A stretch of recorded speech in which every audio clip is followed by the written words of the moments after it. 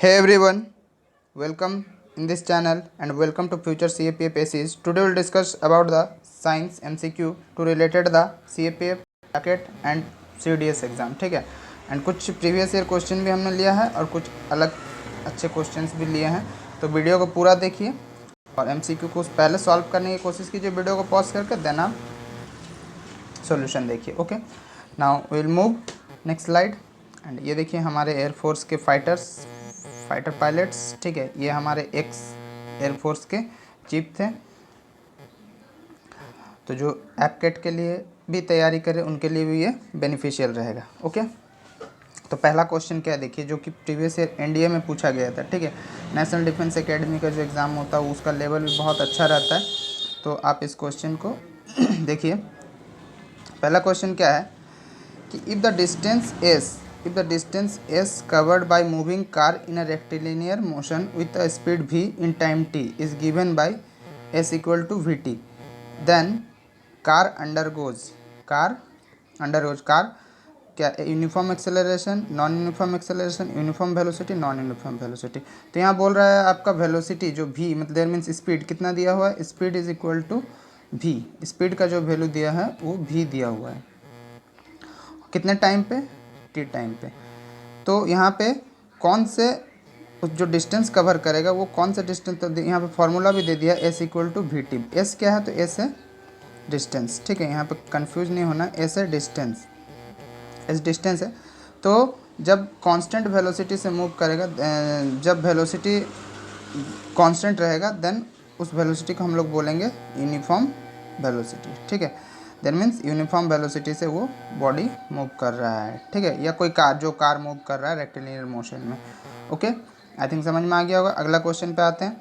Rocket works on the principle of, ये देखिए 2000 SSC में पूछा गया था. ठीक है, जरूरी नहीं है कि एसएससी में मल्टीटास्किंग में पूछा गया तो सीएपीएफ में नहीं पूछेगा. जनरल क्वेश्चंस पूछते हैं. ठीक है, डेली एप्लीकेशन बेस्ड क्वेश्चन ज़्यादा रहता है. ठीक है, तो एसएससी मल्टीटास्किंग 2014 में पूछा गया था. Rockets work on the principle of, तो कौन से प्रिंसिपल पे काम करता है, तो न्यूटन के third law, first law, second law या अर्थमेटिक प्रिंसिपल. तो पहला अर्थमेटिक प्रिंसिपल पे काम नहीं करता. सेकेंड लॉ किसको डिफाइन करता है, F is equal to M, force को डिफाइन करता है. ठीक है, न्यूटन का थर्ड लॉ जिसको मोमेंट ऑफ इनर्शिया भी बोला जाता है. ठीक है, ये भी नहीं है. तो न्यूटन का थर्ड लॉ क्या है, तो न्यूटन का इसका ऑप्शन क्या हो जाएगा, इसका ऑप्शन हो जाएगा option number A. Every Newton का थर्ड लॉ पे के प्रिंसिपल पर रॉकेट काम करता है. तो इसका ये स्टेटमेंट क्या है, every action has equal and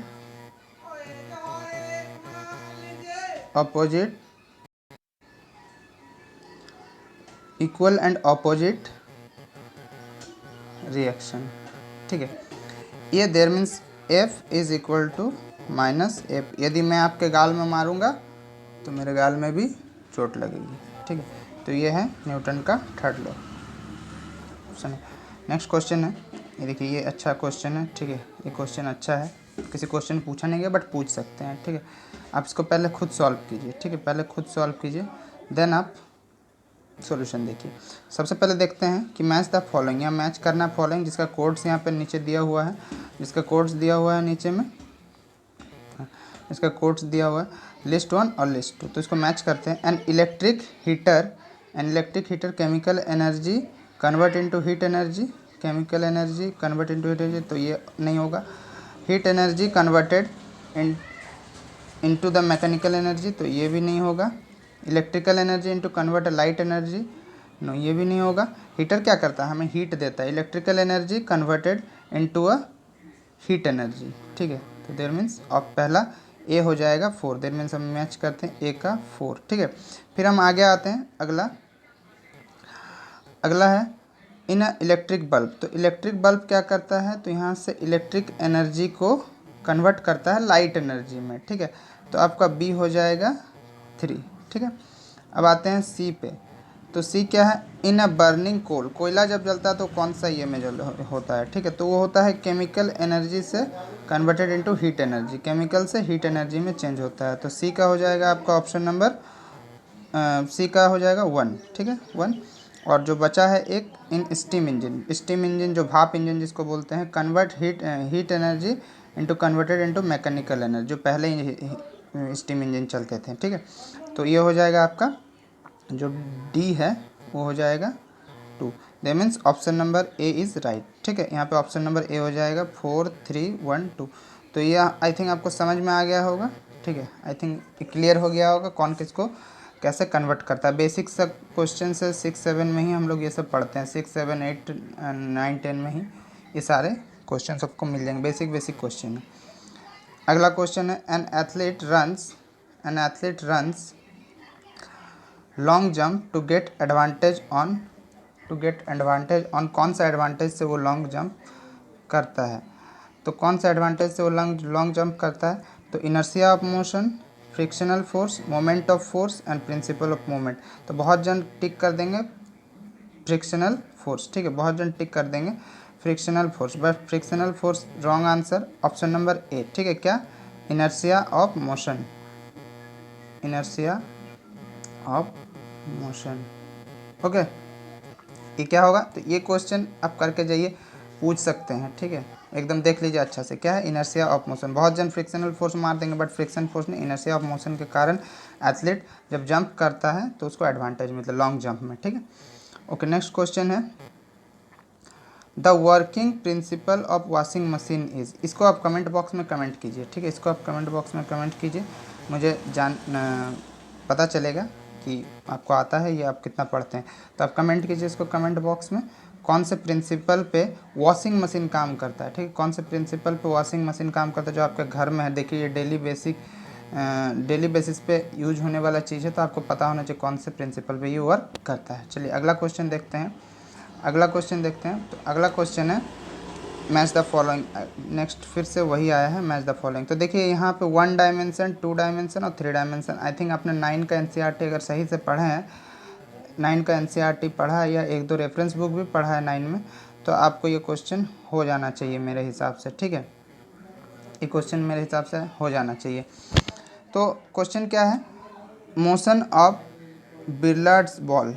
ठीक है, motion of flying insect and motion of freely falling body.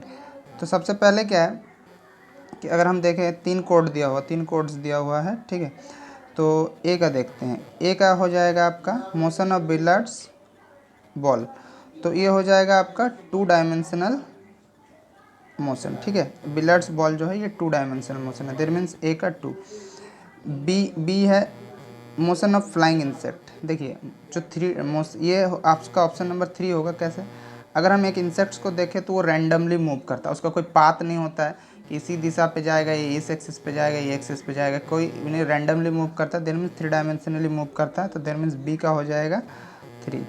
और फिर सी का आपका देखा जाए तो motion of freely falling body, कोई बॉडी अगर फ्रीली फॉल हो रहा है ऊपर से तो वो सीधा रेक्टिलिनियर मोशन में जाता है, जो है 1 डायमेंशनल मोशन, देयर मीन्स 1।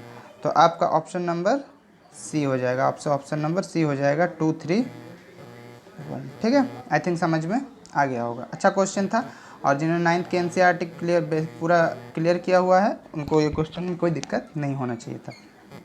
अगला क्वेश्चन पे आता है। देखिए ये सीडीएस और एनडीए दोनों में पूछा था, सीडीएस 2010 एंड एनडीए 2014। ठीक है, सीडीएस 2010 एंड एनडीए 2014 में।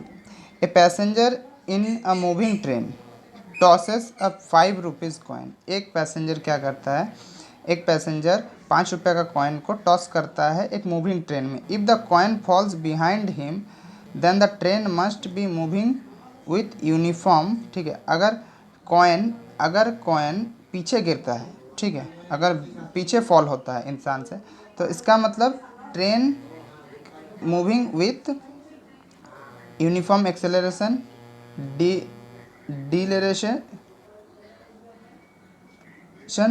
Speed and velocity. तो क्या होगा, तो आपका ऑप्शन नंबर ए। ठीक है, आपका ऑप्शन नंबर क्या हो जाएगा, तो ऑप्शन नंबर ए। ठीक है, यूनिफॉर्म एक्सेलरेशन से अगर वो ट्रेन मूव करेगी तो वो सिक्का क्या हो जाएगा, बिहाइंड हिम, उस जो इंसान है उसके पीछे गिरेगी। ठीक है, जो इंसान है उसके पीछे गिरेगी, तो ऑप्शन नंबर ए एक्सेलरेशन हो जाएगा। ठीक है, अगला क्वेश्चन पे आता है। देखिए क्वेश्चन हम पूछा गया था, ठीक है, तो इंपॉर्टेंट हो सकता है, 2 बार दोहराया गया, एक सीडीएस में एक बार एनडीए में। तो ये यूनिफॉर्म एक्सेलरेशन के कारण वो पीछे गिर जाएगा। चलिए आगे बढ़ते हैं। अगला है which of the following pairs physical quantities have same dimension.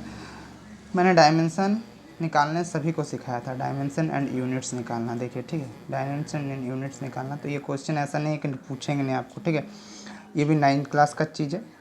Dimension तो आप 11 में पढ़ते हैं, बट जो यूनिट्स निकालना है वो तो आप 9 में ही पढ़ लेते हैं, ठीक है। तो हम देखते हैं किसका होगा।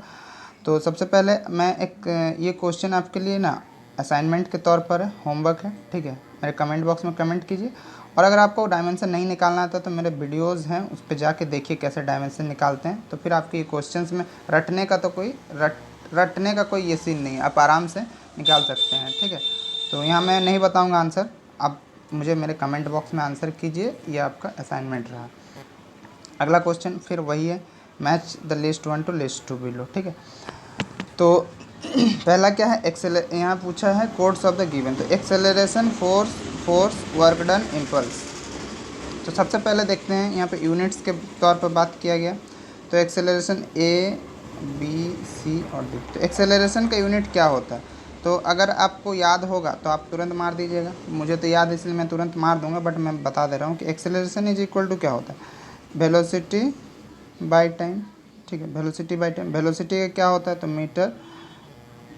मीटर पर सेकंड बाय सेकंड, तो हो गया मीटर पर सेकंड स्क्वायर। तो पहला हो जाएगा 4, ए का 4।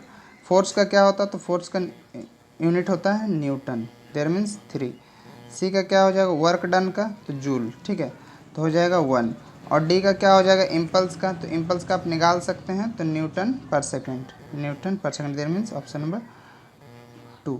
तो आपका ऑप्शन यहाँ पे कौन हो जाएगा, 4312 ऑप्शन नंबर सी, ठीक है। अब कौन सा हो जाएगा, ऑप्शन नंबर सी। इस तरह के कोड्स वाले क्वेश्चन CAPFs में, CAPFs या फिर CDS में आपको पूछेंगे ही पूछेंगे, ठीक है। भले एफकेट में नहीं पूछा जाए, बट CAPF और CDS और UPSC का जो प्री का एग्ज़ाम होता है, उस पर जो सिविल सर्विस का प्री एग्ज़ाम होता है उसके लिए, और CAPF और CDS में इसी तरह के कोडेड क्वेश्चन रहते हैं। वो 1 लाइनर नहीं रहते हैं कि बच्चे को कंफ्यूज किया जाए, रहता आसान है, जिनका कॉन्सेप्ट है वो हो जाएगा। ओके, अगर सेशन अच्छा लगे तो लाइक एंड शेयर ज़रूर करें, ठीक है। इसके नेक्स्ट हम कोशिश करेंगे कुछ इस तरह के और कुछ MCQs लाने के लिए। Thank you for watching this video.